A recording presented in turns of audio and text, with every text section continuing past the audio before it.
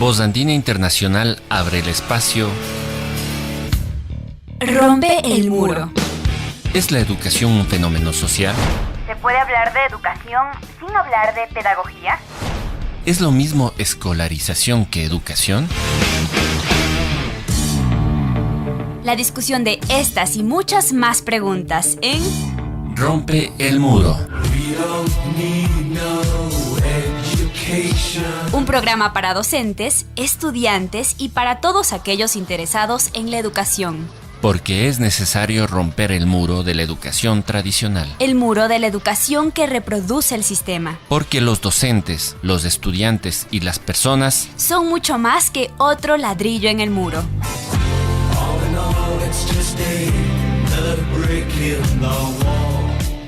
Ya comienza Rompe el muro. Rompe el muro. Buenas noches, queridos radioescuchas de Rompe el Muro, el programa educativo de los jueves, el programa educativo de Radio Voz Andina Internacional. Estamos aquí, como cada semana, en un diálogo importante sobre la educación, un diálogo de la educación, la sociedad, el pensamiento y temas en sí generalmente cruciales para lo que serían los procesos socioeducativos. En esta noche vamos a conversar sobre un tema mucho más versátil y quizás mucho más concreto, si es que cabe decirlo así. Ya habíamos conversado en un programa anterior sobre la educación inclusiva, las perspectivas teóricas, las perspectivas críticas de educación inclusiva. Y sin embargo, educación inclusiva tiene que ver con concreciones. Quedarnos en el análisis académico es una cosa, pero partir hacia concreciones es otra. En ese sentido, en esta noche conversaremos sobre la educación inclusiva en Quito, la educación inclusiva, cómo se lleva a cabo y fundamentalmente desde una instancia importante, un gobierno descentralizado como es la municipalidad. La educación inclusiva y la inclusión educativa son temas que tienen actualidad y que se recrean en diversos espacios educativos e institucionales. Se concibe a la educación inclusiva vinculada al enfoque de derechos y en particular al derecho a la educación. Asimismo, a los principios de equidad. Con esto, desde ese concepto de inclusión se garantizan derechos y a la vez se generan nuevos compromisos para lograr su vigencia. Es importante, como decíamos, que los gobiernos descentralizados tomen en cuenta la educación inclusiva, particularicen el fenómeno educativo en esta importante área que es la inclusión social, y de manera particular se miren mecanismos para ponerlo en marcha en los diversos procesos de la ciudad. ¿Qué enfoques de educación inclusiva se manejan en una metrópoli de 3 millones de habitantes? Es sin duda retador, me imagino. ¿Qué procesos se han llevado a cabo en la administración municipal luego de 6 meses de ejercicio en materia de educación inclusiva? Estas preguntas, entre otras, las dilucidaremos, las conoceremos sus respuestas en esta noche con nuestro invitado. Nuestro invitado es Zadkiel Cárdenas Muñoz. Zadkiel Cárdenas, querido amigo, es licenciado en Filosofía y Pedagogía, se define como un militante de izquierda y es el director de Educación Inclusiva de la Secretaría de Educación del Distrito Metropolitano de Quito. Fue presidente de la carrera de Filosofía y Pedagogía, fue vocero de la Federación de Estudiantes Universitarios Particulares de Educador, FEUPE, es investigador asociado del Centro de Niñez y Juventud y Adolescencia, y además es ciclista, subraya su compromiso ciclístico, que también es importante en la inclusividad, precisamente, ¿no? Zadkiel, bienvenido, qué gusto tenerte, buenas noches, gracias por estar aquí. Buenas noches, Alexis, y a todas las personas que nos escuchan esta noche a través de las redes de la Radio de la Andina. Muchas gracias por la invitación. Gracias, Zadkiel, directamente, pues entonces, una pregunta quizás vincular lo conceptual con los hechos, con la acción, parten de cómo se concibe la educación inclusiva para la Secretaría de Educación del municipio de Quito y en particular para la Dirección de Educación Inclusiva de esta alcaldía. Te comento, Alexis, nosotros como administración llegamos relativamente hace poco y desde el minuto 1 hemos abierto un debate sobre cuáles son las metas y los horizontes de la educación, no solo de este programa, sino de la educación municipal en general, entendiendo que bueno, nosotros somos un subsistema dentro del amplio sistema nacional educativo, donde la competencia rectora la sigue sosteniendo en su totalidad el Ministerio de Educación, pero donde nosotras y nosotros, digamos, como subsistema municipal tenemos algunas capacidades de agencia dentro del mismo sistema educativo, especialmente o directamente para nuestras 20 unidades educativas. Nosotros abrimos un debate en repensar qué tiene que ser la educación, en un principio llamada extraordinaria, en este momento determinado del Quito en el que vivimos hoy, que es un Quito de 3 millones de habitantes, sí, pero también es un Quito que por primera vez en décadas vive coches bomba, es un Quito que por primera vez en décadas, o si no es en su historia, vive toques de queda forzados, motivados por el miedo de las personas a abandonar sus hogares pasadas las 6, 7 de la noche. Es un Quito que por segunda vez en los últimos 50 años vive una ola de migración forzada fuerte. Es un Quito que sinceramente creemos, a la luz de la historia y de los distintos análisis, está viviendo uno de los momentos más duros que ha vivido probablemente en los últimos 50 o 60 años, equiparándose probablemente a la crisis de final de los 90 y de comienzos de los 2000, ¿no es cierto? Entonces, en ese sentido, desde el municipio comienza un amplio debate de cuál es el municipio que necesitamos, y eso viene acompañado de un proceso de reorganización del municipio donde se cambian algunos nombres, donde se fusionan direcciones, etcétera, y a su vez nosotros comenzamos ese debate internamente pensando que para ese momento lo que se llamaba educación extraordinaria era un concepto probablemente insuficiente en términos de expresar la necesidad de un programa educativo que pueda hacer algo más que hacer que estudiantes se encuentren con una serie de conocimientos, que necesitábamos algo más, que necesitábamos un criterio mucho más amplio, mucho más aglutinador, mucho más abrazador en este difícil momento, y nos parecía que en ese difícil momento el criterio o el concepto de inclusiva era mucho más abrazador que extraordinaria. Así abrazamos este concepto de educación inclusiva, refiriéndonos a los programas educativos del municipio de Quito, que están enfocados en dos grupos. El primero son todas las personas que ya no están en lo que se conoce como edad de escolaridad y que han sufrido procesos de deserción escolar, es decir, que por algún motivo en su momento tuvieron que abandonar las aulas, generalmente asociados a problemas socioeconómicos. Y el segundo proyecto que tenemos dentro de la educación inclusiva es cómo damos apoyos y refuerzos a estudiantes que tienen algún tipo de dificultad en el marco de la normalidad educativa para seguir sus procesos de aprendizaje, son chicos y chicas que tienen problemas de aprendizaje. Entonces, esos son los dos grandes ámbitos en los cuales se maneja hoy la educación inclusiva. El segundo, evidentemente, con el claro objetivo de la reinserción escolar, que quien en algún momento tuvo que dejar el aula hoy pueda volver. Y el segundo, a través de la atención psicopedagógica, evitar que se dejen las aulas. Que nadie diga no estoy entendiendo, me voy. Que nadie diga no estoy encontrando las herramientas, me voy. Sino que podamos tener estos dos espacios, ¿no? Uh-huh. Entonces, la inclusividad en términos de llegar a quienes se fueron, la inclusividad en términos de reconocer que existen otros procesos de aprendizaje que necesitan algún otro tipo de acompañamiento psicopedagógico. Uh-huh. Gracias, Adquiel. Pero también, digamos, se define la educación inclusiva hacia sectores y vinculados con discapacidades también, por un lado, hacia sectores vinculados con la exclusión, quizás también. Has hablado de sentidos de exclusión, ¿no? De la exclusión, tuve que dejar el colegio porque me tocó trabajar, ¿no es cierto? Pero a otros tipos de exclusión también enfocan o han pensado en orientar aquello, o hay algún departamento especial. El tema de discapacidad está presente en ambos lados, está presente porque muchas veces la discapacidad y la falta de sensibilidad y metodologías y herramientas de la institucionalidad para tratar esa discapacidad se convierte en un factor de deserción, o sea, docentes que lastimosamente no han estado preparados o preparadas para asumir eso, han de alguna forma incitado indirectamente a que se abandonen las aulas del rato de que no pueden adaptarse a esas necesidades. Entonces ahí está presente, o sea, nosotros tenemos absolutamente todo el cuidado y acompañamiento desde nuestras modalidades educativas para las personas que puedan tener problemas asociados o no con la discapacidad.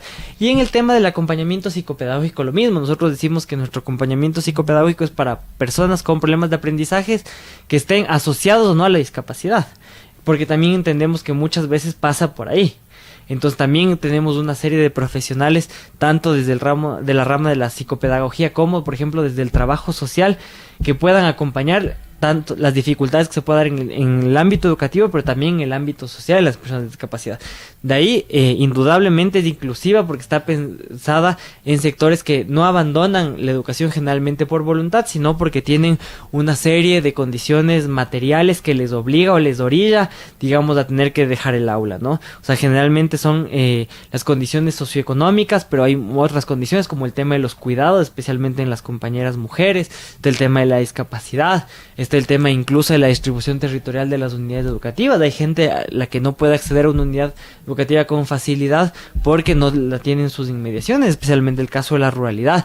Y también, digamos, para eso tenemos una propuesta que estamos trabajando, que más adelante te comentaré. Entonces, el tema de la inclusividad es dedicarse a los sectores que generalmente por condiciones estructurales, a veces más que coyunturales, pero también coyunturales, han sido relegados del sistema formal, ¿no? Y importante, pues, digamos, esta reorganización, pensar en esa reinserción, ¿no? Es un programa, sin embargo, que la reinserción educativa, o sea, el bachillerato acelerado se llamaba, ya existía, creo que desde el 2010, si no me equivoco. Sí, 2009, ¿no? 2010. Y tuvo buenos resultados, tales que se replicó a nivel nacional estos temas. Entonces, eso es uno de los ámbitos. Ahora, no es fácil plantearte, la realidad no es estancada ni segmentada, la realidad es compleja y por tanto tú planteabas temas de seguridad, por ejemplo, temas de seguridad que atraviesan tangencialmente a la sociedad ecuatoriana y a Quito, como decías, en particular, es nuevo, entre comillas, estos aspectos.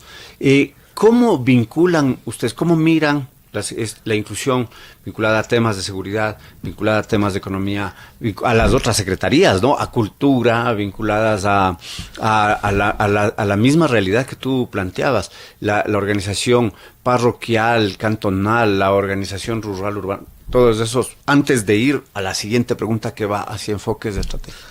Nosotras y nosotros creemos que uno no puede hablar de reinserción o no puede hablar de inclusividad si no se entiende los problemas integralmente.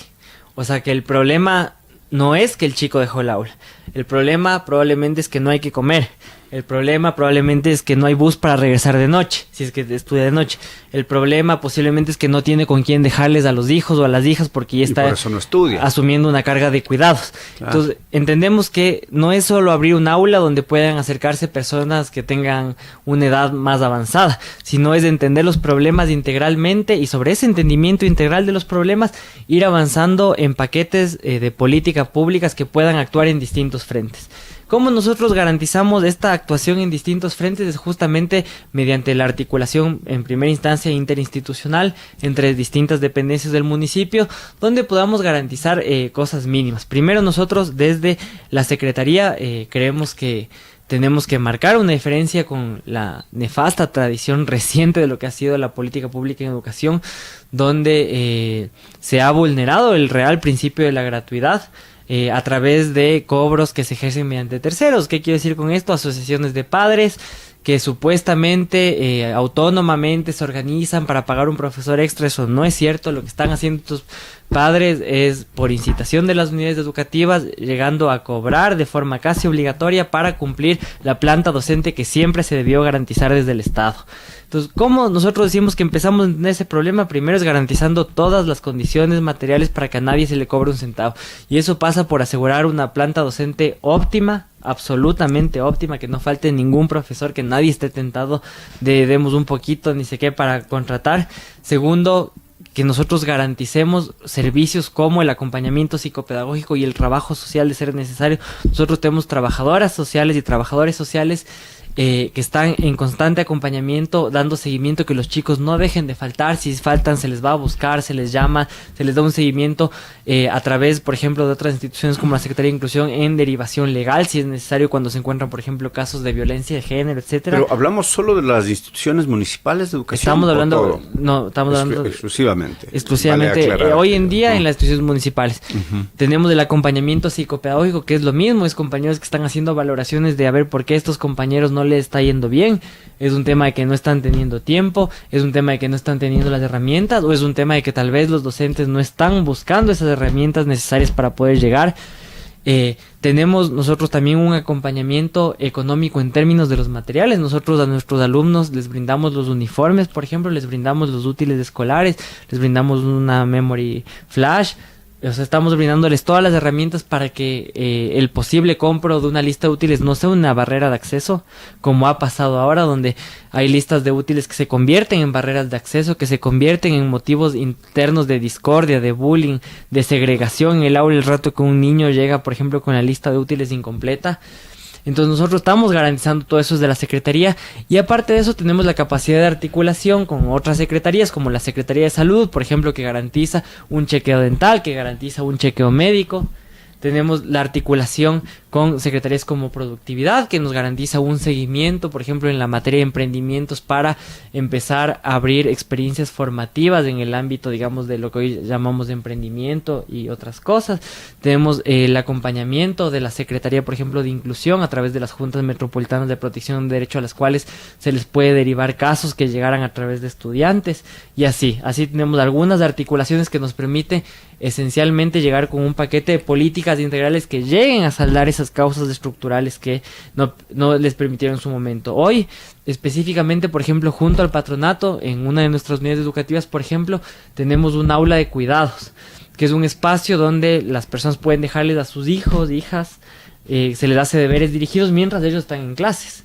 Entonces ahí, por ejemplo, la maternidad o la paternidad no se convierte en una barrera de impedimento, digamos, para la reinserción escolar.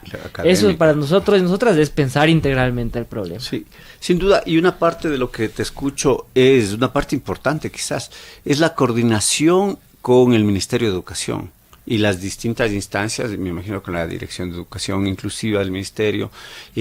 Son temas quizás... Tú lo decías, hay una orientación de política pública nacional que ha tenido sus deficiencias y que de una u otra manera sigue siendo el rector de la educación y por tanto, ¿cómo se da estos niveles de coordinación?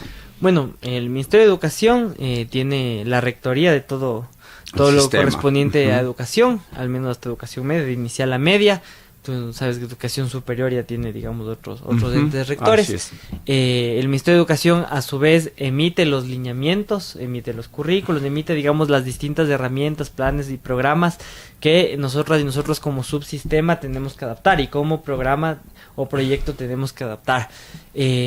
Mentiría si digo que hay una ausencia de lineamientos, pero también mentiría si digo que hay un acompañamiento cercano. O sea, lo cierto es que el Ministerio en ningún momento creo que ha cerrado una puerta, digamos, hay cómo generar consultas, hay canales de comunicación, pero lo cierto es que nosotros nos hemos manejado con una autonomía que a partir de esos lineamientos nos ha permitido dar un salto hacia donde nosotros queremos llegar, ¿no? Uh-huh. Y ya, digamos, esta parte inicial e introductoria, ¿qué líneas estratégicas conciben para la educación inclusiva? Quizás podrían ser las mismas que decías tú, la línea estratégica de reinserción escolar, o tienen concepciones del otro lado quizás más integrales, o visiones para 10 años, para 15 años, como son estrategias, ¿no? Bueno, yo te digo, para mí hay 3 grandes, digamos, ejes estratégicos. La primera es la cobertura, o sea, la ampliación de la cobertura. A nuestra llegada, la educación en ese momento extraordinaria, ahora inclusiva, operaba en lo que es la básica en 14 unidades y el bachillerato en 4. Nosotros estamos buscando cómo ampliar la cobertura a través de la apertura de bachilleratos en otras unidades educativas. Estamos vislumbrando el próximo año empezar a operar en 4 más, especialmente en el sur de Quito, donde no había. El resto estaban divididos entre el Valle de los Chillos, Centro y Norte. Entonces estamos ahora ya proyectando la ampliación al sur. El segundo gran eje es sin duda la calidad. Creemos que hay que construir o seguir construyendo una calidad que creo que ha sido un elemento distintivo históricamente de la educación municipal, pero creemos que hay que avanzar a una calidad también muy aterrizada a las necesidades de hoy. Me parece que muy poco se razona sobre las necesidades de hoy. O sea, que pensamos que las necesidades de hoy son las de siempre o son las de hace 3 años. Y hoy específicamente el país tiene necesidades muy, muy específicas asociadas a lógicas de acompañamiento, de subsistencia, de supervivencia también. Entonces estamos apuntando a esa calidad que pasa mucho por otorgar herramientas para la vida. O sea, entendiendo que somos poblaciones muy vulnerables con las que estamos. Y el tercer gran eje es para mí el acompañamiento y los cuidados, que es lo que te hablaba antes. El acompañamiento y los cuidados en entender la integralidad de los problemas que necesitamos, problematizar el tema de la maternidad y la paternidad en la reinserción. O sea, que no es que les dejan ahí, verán, hay mucha gente que no acaba de ingresar a los programas de reinserción porque no tiene quien le ayude con el cuidado, maternal o paternal. Entonces el cuidado para nosotros es indispensable y eso pasa, como te digo, desde la adjudicación de los útiles hasta los cuidados de los hijos y las hijas, hasta los acompañamientos en distintos casos de violencia que se están viviendo y que también en su momento fueron causales de deserción. Entonces para mí esos son, digamos, los 3 grandes ejes, digamos, que hoy cobijan este proyecto. Importante, importantísimo, sin duda, cobertura, calidad y reinserción. Cuidados. Y cuidados para lograr la reinserción. Importante, debemos subrayar, queridos amigos, queridos radioescuchas, que pues la educación municipal en Quito tiene una buena fama, ¿no? Tenemos planteles emblemáticos como la Escuela Espejo, el Colegio Benalcázar y el Colegio Quitumbe, Fernández Madrid, que han generado pues su fama de ser planteles de calidad educativa. Es una buena noticia, sin duda, el ampliar hacia el sur al bachillerato, ampliar cobertura, ampliar unidades, ampliar servicios de calidad. Vamos a una primera pausa musical y luego seguiremos conversando con el licenciado Zadkiel Cárdenas sobre la educación inclusiva en Quito. Volvemos en un momento luego de esta hermosa canción.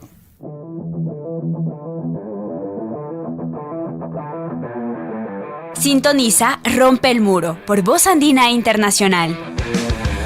Variadas opiniones y enfoques sobre la educación y sus intenciones.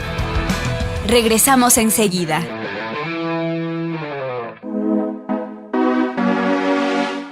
Juntos en cualquier momento. Juntos en cualquier momento. Descarga los aplicativos gratuitos en Apple Store y Google Store. Pasa el día con Voz Andina Internacional en tu teléfono. En contacto siempre. Estamos de vuelta en Rompe el Muro, el programa educativo de los jueves por Radio Voz Andina Internacional. En esta noche conversamos sobre la educación inclusiva en el Distrito Metropolitano de Quito, la educación inclusiva que lleva a cabo la municipalidad de la ciudad desde la Dirección de Educación Inclusiva. Para ello, continuamos dialogando con Zadkiel Cárdenas, con nuestro amigo el licenciado Zadkiel Cárdenas Muñoz, sobre estos temas tan importantes como son la inclusión, la educación inclusiva, la inclusión educativa. Y bueno, tú empezabas señalando que hay temas gruesos de seguridad, ¿no? Que lo sabemos, son evidentes, pero sin duda esta población, estos conciudadanos, estos quiteños que no llegan a la educación atraviesan por problemas gruesos de empleo, por problemas de drogadicción, de abandono. Habrá muchísimas madres solteras, muchísimos desempleados, gente que no sabe cómo reintegrarse. Los famosos ninis, ni estudian ni trabajan, jóvenes, no pandilleros, etcétera. ¿Cuál es la situación de la educación inclusiva en la ciudad de Quito? De esta población, ¿cómo la ves? Bueno, lo que podríamos entender como educación inclusiva es mucho más amplio de lo que el municipio oferta, ¿no? O sea, no somos la única entidad que lo oferta, hay una oferta mismo desde la educación fiscal, existen algunas unidades particulares que también ofertan una serie de modalidades abiertas al público. Sin embargo, siento yo, y más bien yo estoy convencido de que hoy la educación municipal es posiblemente el programa más integral que existe en Quito. No me atrevería a decirlo a nivel nacional, pero creo que es el más integral en términos de que primero respeta y defiende integralmente el sentido gratuito de la educación pública. O sea, que nos cercioramos que desde el minuto 1 hasta el último minuto no haya ningún tipo de cobros. Segundo, en el respeto absoluto de esa gratuidad, garantizamos todas las condiciones materiales, como te decía, a través de uniformes, etcétera. Y tercero, que pensamos la política pública integralmente, no solo en el aula. Entonces, creo que eso, digamos, le da un sello distintivo a la educación inclusiva municipal, que no tiene otras ofertas educativas, sean fiscales o particulares. Eso no desmerece la necesidad de estas ofertas. O este año, en el 2023, sobre la proyección, unos compañeros señalaban que hay aproximadamente, me parece, 62,000 chicos a nivel nacional que no se matricularon este año. Más son 200,000 los que quedaron fuera desde la pandemia, según datos de la Eso te iba a decir, ministra. solo este año son 62,000. Tenemos 200,000 más y uno se pregunta dónde están esos 200,000, dónde están esos 62,000, dónde están esos chicos y esas chicas, qué están haciendo, cuáles son las condiciones de vulnerabilidad que están afrontando, cuáles son los peligros, cuáles son las ventanas de oportunidad que se les sigue cerrando. Entonces, hacernos esa pregunta creo que nos llama a la necesidad de tener estos programas, entendiendo que si bien lastimosamente hoy la educación no es una garantía absoluta de conseguir trabajo, sí es una cosa que evidentemente nos permite tener más herramientas, más puntos, más condiciones, digamos, de disputa o de supervivencia en el mundo laboral, uno, y que segundo, la educación no por nada es el principal baluarte o uno de los principales focos de inversión de los países que, teniendo distintas tendencias políticas, han logrado llegar a grandes niveles de desarrollo humano o a grandes niveles de satisfacción. O sea, tienes experiencias, no sé si se quiere, desde la cubana hasta las europeas, donde la educación es un punto común de encuentro en algo que no se puede dejar de invertir. Y bajo esa óptica, creo que hay que entender, digamos, que la educación hoy, para nuestro contexto de infiltración absoluta de las redes de narcotráfico, de presencia absoluta de grupos delictivos en distintos territorios, la educación puede ser un espacio generador de redes que permitan arrebatarles de esos chicos a estas redes, ¿no? O sea, porque tal vez en vez de que este chico o esta chica pase en la casa o pase en el espacio público sin mayor actividades que realizar, puede estar en una unidad educativa posiblemente encontrando su vocación para la vida. Y si en algún momento tuvo que dejar esta unidad educativa porque no tenía las condiciones para seguir estudiando, hoy la reinserción pueden ser la posibilidad de que o no se profundice o se retroceda o se salga completamente de esas redes que cada vez tienen más habilidad o agilidad para seguir cooptando a nuestros jóvenes, nuestros hermanos, nuestros hijos, nuestros primos.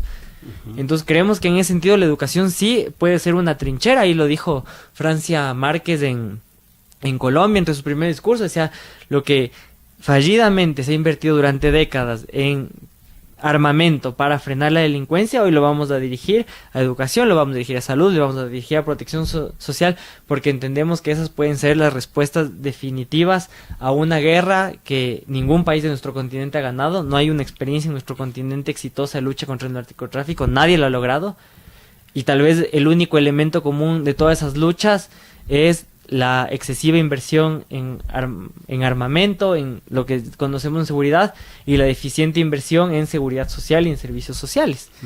Entonces, por ahí tal vez sí puede ir la clave. Lo otro lo hemos hecho 40 años y no ha funcionado. Bueno, hoy decimos, empecemos a invertir más acá y vamos a ir viendo qué pasa.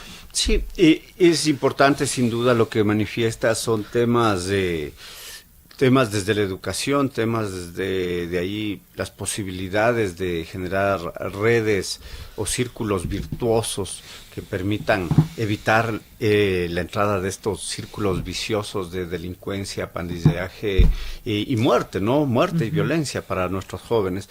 Ustedes han hecho una especie de estudio de línea de base de la situación de la población que sería, digamos, usuaria de la educación inclusiva, de esta población. ¿Cuántos están fuera del sistema educativo a nivel de adultos? Porque esto no es solo a nivel de chicos, es a nivel de gente que dejó de estudiar y poco a poco se quedó afuera y se quedó sin su bachillerato, de gente que no puede continuar procesos de capacitación de otro estilo, digamos, ¿no? La capacitación laboral mínima, costura, aspectos, belleza, aspectos que le permitan reaccionar, no pueden darse el lujo de ir a la U, digamos, comillas, de lujo por sus requerimientos.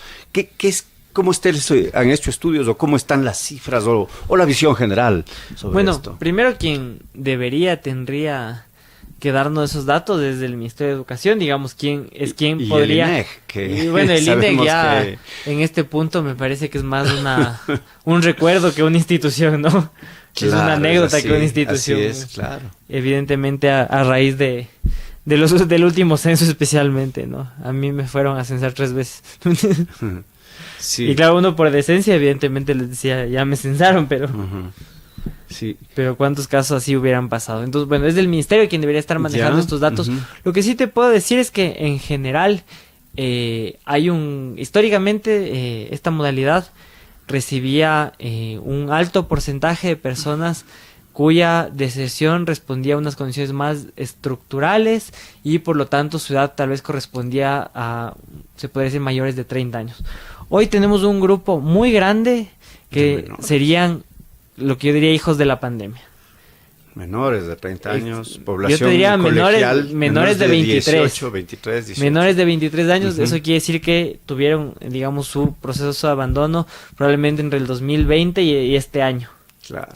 Entonces, ese dato de entrada nos deja clarísimo que ya no solo estamos para cerrar, digamos, la brecha histórica, la brecha estructural de toda la gente que a lo largo de generaciones no ha podido acabar, sino que tenemos una brecha muy grande que creció en un tiempo muy corto y que es urgente empezar a cerrar porque no podemos tener 200,000, 60,000 chicos sin hacer nada, porque además entendemos que no es que el trabajo está ahí, o sea, no es que tenemos la garantía de que están trabajando y están insertados en algún ambiente social respetuoso, no, sino creemos que están en el abandono. Entonces es urgente trabajar con eso. De hecho, hoy muchos de nuestros chicos de eso están entre los 18 y los 22 años.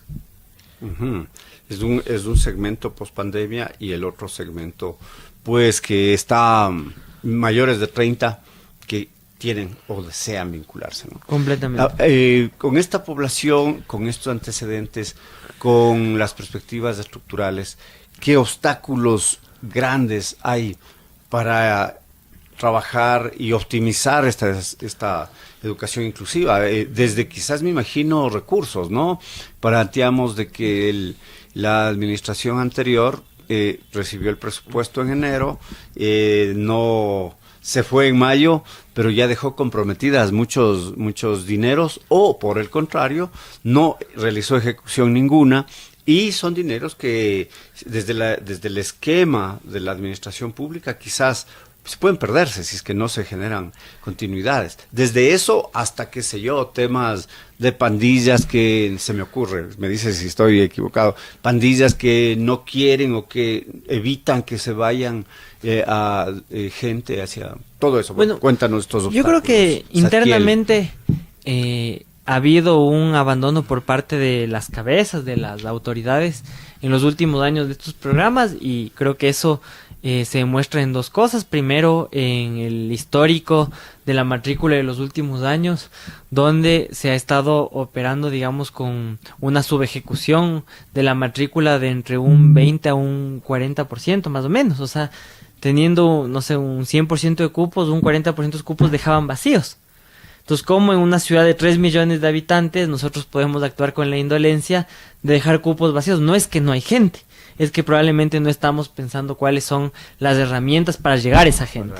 Entonces, yo desde ahí identifico y absolutamente condeno, digamos, el desinterés de algunas autoridades pasadas en este programa. Lo segundo es la ejecución presupuestaria. Al momento de nuestra llegada, por ejemplo, esta dirección tenía menos del 5% de ejecución presupuestaria a la mitad del año. Entonces, no es que no hay que invertir. Sin duda hay, digamos, algunas complejidades en un año de transición política, pero llegar con el 5%, o sea, a mayo tener el 5% también demuestra mucho. Nosotros desde el minuto 1 hemos puesto mucha prioridad en la ejecución presupuestaria y estamos, fácilmente te diría, multiplicando por 12, por 13, digamos, lo que había para terminar con una ejecución presupuestaria pero muchísimo más alta de lo que recibimos. Y prueba, digamos, de ese compromiso es que hoy estamos proyectando al menos el duplicar nuestro presupuesto. porque creemos que no hay que hacer, sino tenemos que ampliar los bachilleratos. Tenemos otros programas como las aulas móviles, que también me gustaría comentarte. Son espacios donde, sin querer vulnerar el principio de calidad, lo que hacemos es identificamos poblaciones que, por criterios de lejanía territorial o de vulnerabilidad, no pueden acercarse a una institución educativa. Te doy, por ejemplo, hay 2 ejemplos. Los recicladores de base de la estación de transferencia norte del EMGIR son los compañeros que están minando la basura, que están separando la basura cuando llega de todo Quito, bueno, todo el norte de Quito.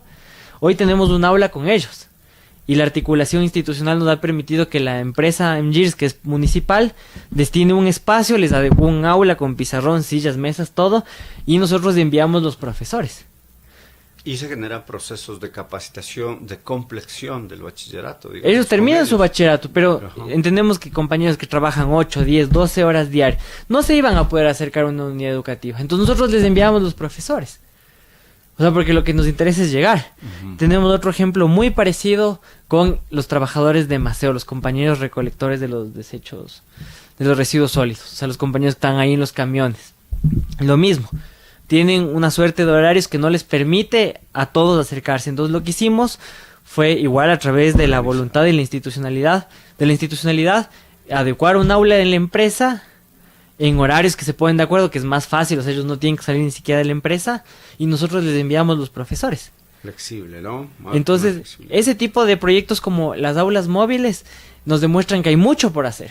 O sea, hay mucho por hacer, hay muchas poblaciones a las que tenemos que llegar. Tenemos el mismo caso en Tolontag, en Pintag, donde está bastante lejos nuestra unidad municipal más cercana. O sea, tendrían ahí 2, una en Alangací, una en Amaguaña, está muy lejos, Tolontag es muy metido. Entonces nosotros también enviamos los profesores allá.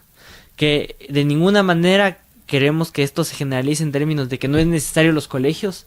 O sea, no quisiéramos caer en ese tipo de falacias de crecer el rol de las unidades educativas, pero sí entender que hay poblaciones que necesitan políticas más flexibles y que esencialmente entiendan las particularidades. Y por ese tipo de políticas es que nosotros hoy estamos proyectando el crecer nuestro presupuesto, porque vamos a crecer las aulas móviles, vamos a ampliar los bachilleratos al sur, vamos a ampliar los espacios de acompañamiento, vamos a ampliar los espacios de cuidado, y eso es presupuesto. Es problemas presupuestarios, problemas de ejecución. ¿Cómo han logrado, digamos, difundir estos procesos en la población? ¿Cómo han logrado articular, ¿no? Pues muchas veces el gasto municipal en grandes vallas, en grandes comunicados de televisión, no justifica, y más bien son negocios entre las administraciones y los medios. Pero otras formas de difusión sí son necesarias, y ante lo que dices, es importante que lleguen, que la gente conozca, que se vincule. ¿Cómo lo articulan aquello?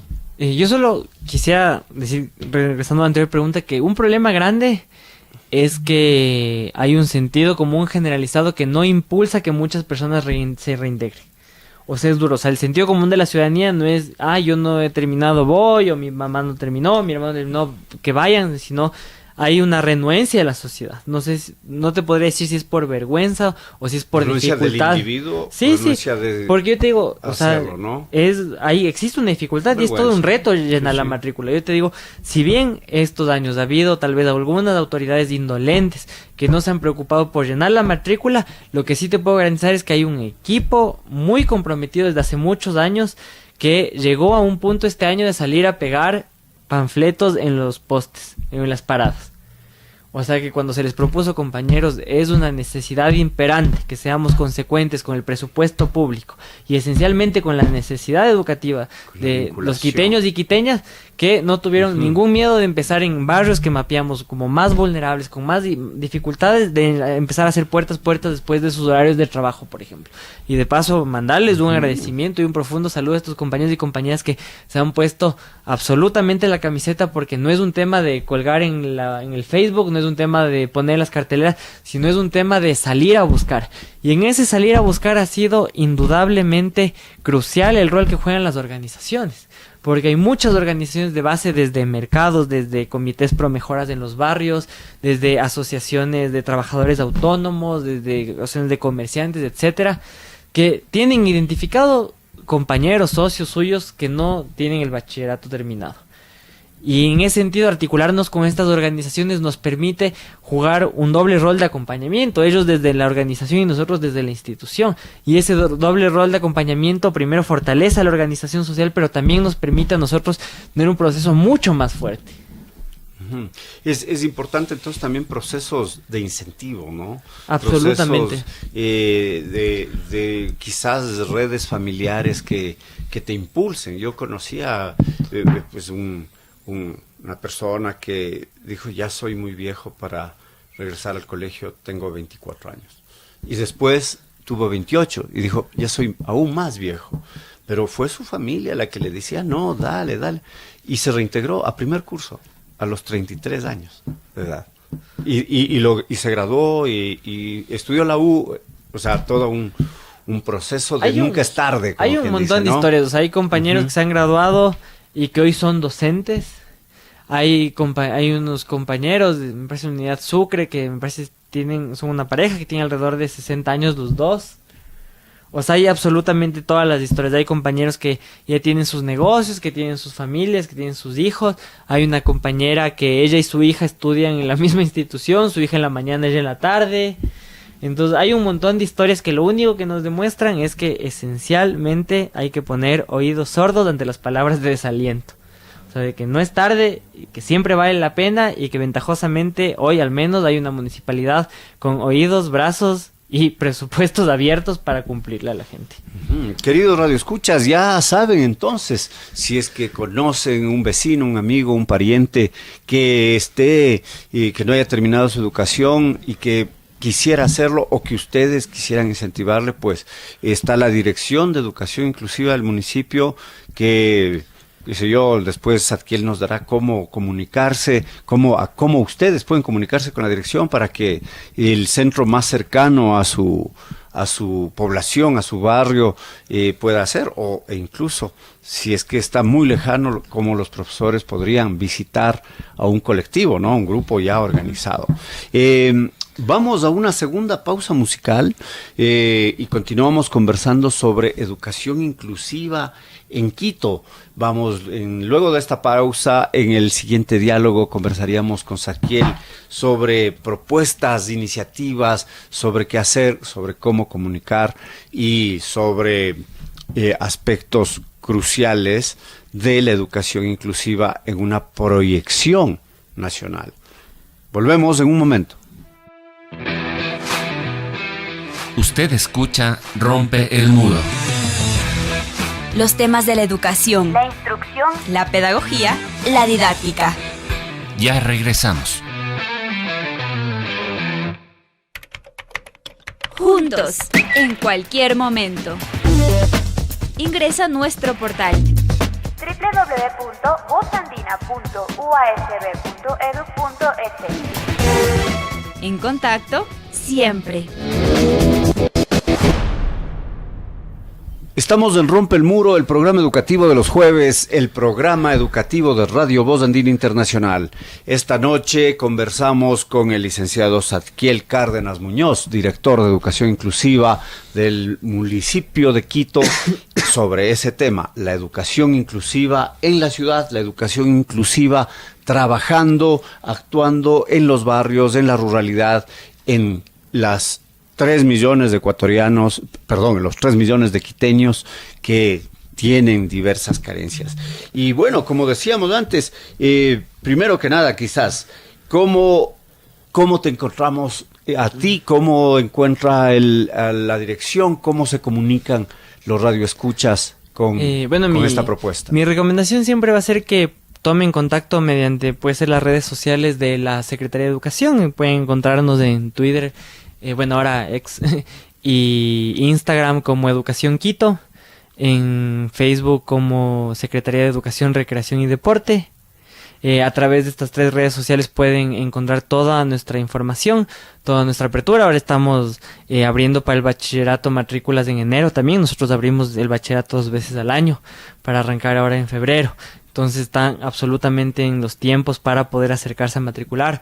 Lo segundo es incentivar especialmente a las organizaciones sociales de cualquier tipo, como digo, desde asociaciones de comerciantes hasta comités promejores de estudiantes, a que puedan ser quienes tomen la batuta para que sus miembros, sus afiliados, sus socios, sus cercanos, sus simpatizantes puedan llegar a nosotros, ¿no? No es lo mismo llegar uno, que tal vez llegar acompañados, que tal vez tener el respaldo de una organización por detrás. Estamos nosotros gustosos de recibir todo tipo de grupo que quieran llegar, también evidentemente personas individuales. Tenemos más de una modalidad, tenemos unidades educativas donde empiezan clase en la mañana, hay otras que en la tarde, hay otras que en la noche, tenemos una que hay solo los sábados, tenemos una modalidad virtual también para personas que tienen condiciones muy complejas. Entonces tenemos varias modalidades y esencialmente creo que tenemos toda la voluntad de cumplirles a las quiteñas y a los quiteños con algo que durante mucho tiempo pareció estar ausente, que es el pleno derecho a la educación, indistintamente de la edad que tengamos. Títulos reconocidos por el Ministerio de Absolutamente, Educación. ¿no? Matrículas y ¿Qué títulos. estilo de estudios son? ¿Estudios técnicos, estudios bachillerato técnico, bachillerato humanidades? No sé. Nuestro bachillerato es general. Nuestro bachillerato es general.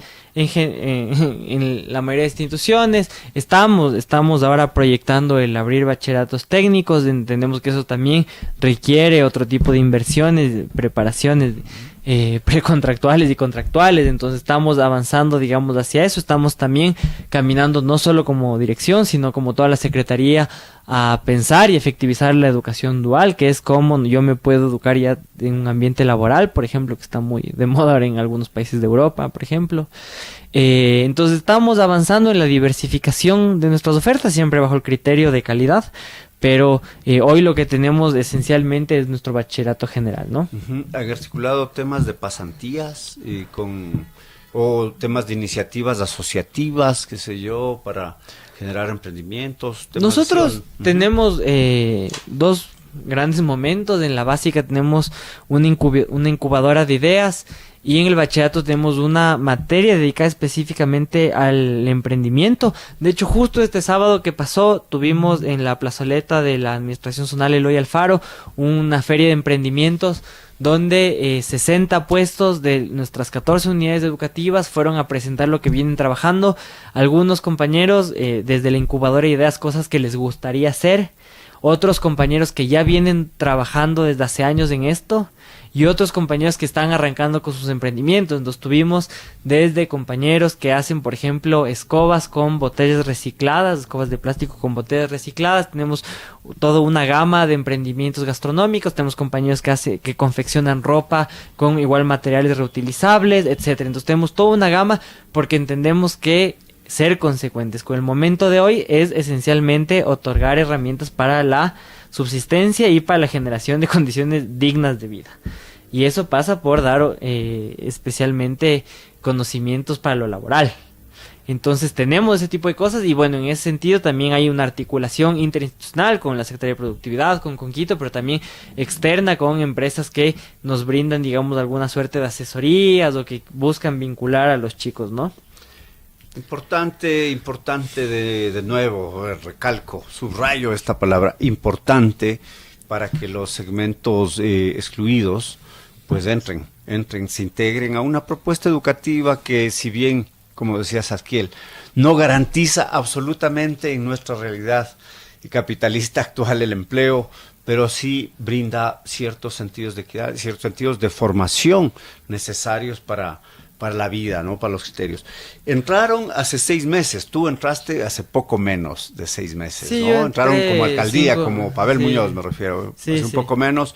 Me contabas que había subejecución, pero aparte de las iniciativas que me has contado, ¿qué temas son los de este primer semestre? Tú llegaste y dijiste, aquí es donde que tengo que hacerlo, y qué logros se han dado, y así es que se puede hablar de haber logros en 6 meses. Bueno, yo te digo, nuestro primer logro es que en las modalidades semipresenciales intensivas hemos logrado crecer la matrícula un 65%. Para nosotros eso es un logro gigante. Una evolución del de una subutilización a un 65%. Exacto, o sea, había espacio para eso, tipo, no sé, digamos, 3.000 estudiantes estaban operando con 1.000. Nosotros dijimos, bueno, eso no puede ser. Y crecimos un 65% la cobertura en 6 meses. Yo creo que es un logro. Además, teníamos 2 meses cuando nos tocó matrículas. Ahí no diría que solo de nuestra administración, sino como un grupo de compañeros y compañeras que asumieron el reto con muchísimo compromiso y responsabilidad. Lo segundo, hemos efectuado todos los hitos que nos hemos propuesto. Logramos concretar nuestra entrega de uniformes y útiles, aun cuando los tiempos de la compra pública fueron muy cortos. Logramos concluir nuestra feria de emprendimientos. Este viernes estamos concluyendo un proceso de sensibilización respecto al 25 de noviembre. En diciembre estamos concluyendo nuestra gran festival de talentos, porque también necesitamos generar espacios para encontrarnos y poder compartir lo que sabemos hacer. Hemos logrado, yo creo que bastantes cosas en ese sentido. Hemos concretado todo nuestro proceso de abanderados y aparte de todo el proceso académico, ¿no? Dos temas de los que mencionas. Uno, ¿qué es el 25 de noviembre? Bueno, el 25 de noviembre se conmemora a nivel mundial el día, valga la redundancia, el Día Mundial de la Lucha contra la Violencia de Género, y nosotros y nosotras consecuentes con eso, con que el alcalde ha declarado más de una vez que esta es una administración feminista y que es consecuente con eso desde la composición de su gabinete hasta la ampliación y la proyección de sus políticas públicas. Estamos haciendo todo un proceso de sensibilización con nuestros estudiantes que pasa por cinesforos, que pasa por talleres, que pasará por una casa abierta, que pasará por un gran foro, porque creemos que la violencia de género también es una barrera de impedimento muchas veces, no solo en la designación de la carga de cuidados, sino también en las situaciones de violencia que se vive desde la casa o desde otras formas de violencia, para que puedan llegar. También las cosmovisiones culturales está cambiando por suerte, pero en el medio rural dice, ¿para qué va a estudiar si es mujer? Si ella se va a casar, si va a ser ¿para qué voy a gastar la plata mía, de papá, en educarle? Si ella se va a casar. En el varón sí, él tiene que mantener una familia. O los sentidos generales, ¿no? Que se han logrado a nivel nacional, pues, largos procesos de inclusión de la mujer. La segunda era interesante, la feria de emprendimientos, y quizás cuéntanos o invítanos a qué hay, cuándo sería la próxima feria de emprendimientos. Me imagino para adquirir pues lo que producen los compañeros. Bueno, ¿no? Ahora la feria por los tiempos no tendríamos hasta el próximo año. Ajá. Este fue un esfuerzo muy grande de reunir estos 60 puestos que puedan ir a vender sus cosas, no solo para que generen un ingreso en ese momento, sino esencialmente como la muestra simbólica de la culminación de todo un proceso de lo que es armar un negocio, ¿no? Entonces todo lo que es del acompañamiento para llegar ahí, tuvimos 6 ganadores, digamos, en distintos giros de negocio. Hay un compañero con su catering, hay otra compañera que vendía ropa. Entonces, como te digo, es una cosa muy diversa, pero que demuestra la capacidad que puede tener la institucionalidad para brindar herramientas para la vida. Es un estilo más bien expositivo de lo que he hecho. Finalmente estamos llegando casi al final de este diálogo con Zadkiel Cárdenas Muñoz, director de Educación Inclusiva del municipio de Quito, de la Secretaría de Educación del municipio de Quito. Y llega enero, y con enero llega presupuesto, y llegan también, estoy seguro, ya la concreción de ideas que tendrán planificadas, que tendrán organizadas para el año lectivo. Quizás asentar los 3 ejes que decías, o quizás proyectar temas que se consoliden de manera intersectorial. ¿Cómo viene ese 2024 para la educación inclusiva? 2024 viene cargado de retos y de compromisos, siempre más compromisos que nada. De entrada estamos proyectando tener nuestro segundo centro de apoyo psicopedagógico. Existe uno que se llama Emilio Uzcategui y queremos hacer el Emilio Uzcategui 2, probablemente siguiendo la línea de priorización del alcalde para los institutos tecnológicos superiores. Quisiéramos hacerlo o en el sur de Quito o en Calderón. Y pensando que el tercero sea en el lugar donde... Emilio Uzcategui, en honor al concejal Emilio Uzcategui. El concejal Emilio Uzcategui, hasta donde tengo entendido, es sobrino nieto de Emilio Uzcategui. Emilio Uzcategui, original, primero. Para quienes no saben, fue un gran educador y un pensador ecuatoriano de inicios de mediados del siglo XX, si no me equivoco. Sí. Eso uno, lo otro, Zadkiel. Eso lo uno. Lo segundo, la ampliación de nuestro programa de aulas móviles para estas poblaciones en situación de vulnerabilidad. Lo tercero, la apertura de los bachilleratos, especialmente en el sur de Quito. Y lo cuarto, los procesos de acompañamiento. Estamos trabajando por abrir más espacios de cuidado en nuestros bachilleratos. ¿Y temas de educación técnica? no los... La educación técnica indudablemente viene de la apertura de nuestros bachilleratos. Lo vincularían, Sí. la apertura de bachilleratos hacia ramas técnicas más allá de un Completamente. bachillerato general. Fantástico, felicitaciones, los mejores augurios, por supuesto, desde Radio Voz Andina, desde este programa Rompe el Muro y desde personalmente, para lograr estos temas que son sin duda cruciales, necesarios, estas concreciones que necesita nuestra sociedad, más allá de los temas de la burocracia fría que cumple horarios y cumple papeles, pues hay procesos de gente comprometida, militantemente comprometida hacia la mejora. Antes de finalizar la entrevista, Zadkiel, tus últimas palabras, tu saludo, tus comentarios o subrayar algo que quisieras hacer y que no se topó en este diálogo. No, yo solo quisiera agradecer a todas las compañeras y compañeros que no bajan los brazos, a todos esos estudiantes, como siempre digo, ponen oídos sordos a las palabras de desaliento, agradecerles a ustedes y pedirles que no dejen de romper esos muros. Creo que nuestro programa es de eso, para romper los muros estructurales, los muros de desaliento, los muros del abandono estatal. Y por eso nos sentimos honrados de estar acá, y la invitación es a todas las personas, a todos nuestros radioescuchas a través de los medios telemáticos que nos están hoy viendo o escuchando, que puedan interesarse, que puedan preocuparse por la situación escolar de sus vecinos, de sus amigos, de sus papás, de sus tíos. A las organizaciones sociales igual pedir que parte de las agendas de la organización sea el tema de la escolaridad. O sea, el tema de la escolaridad es importante. Y hoy hay un programa que, sin romper la lógica de la organización, está abriendo las puertas para, todo lo contrario, potenciar estas organizaciones a través de esta tecnificación, de esta dotación de elementos a sus miembros, ¿no? Entonces, esa es la invitación, y solo agradecerles. Muchas gracias a ti, Zadkiel, muchas gracias a todos ustedes, queridos amigos y amigas que cada jueves nos sintonizan en Radio Voz Andina Internacional, sintonizan el programa educativo Rompe el Muro, como decía Zadkiel, un programa diseñado también para romper esos esquemas que impiden el diálogo sobre la educación, esta tarea, esta pasión tan importante. Soy Alexis Oviedo, les agradezco, decía, por estar con nosotros. No cierro el programa sin antes agradecer, como cada jueves, a Tito Chela, que está con nosotros en la parte técnica, en la producción también de este programa. Salud y alegría. Nos vemos el próximo jueves para otro diálogo sobre la educación. Hasta entonces, queridos amigos y amigas, buenas noches.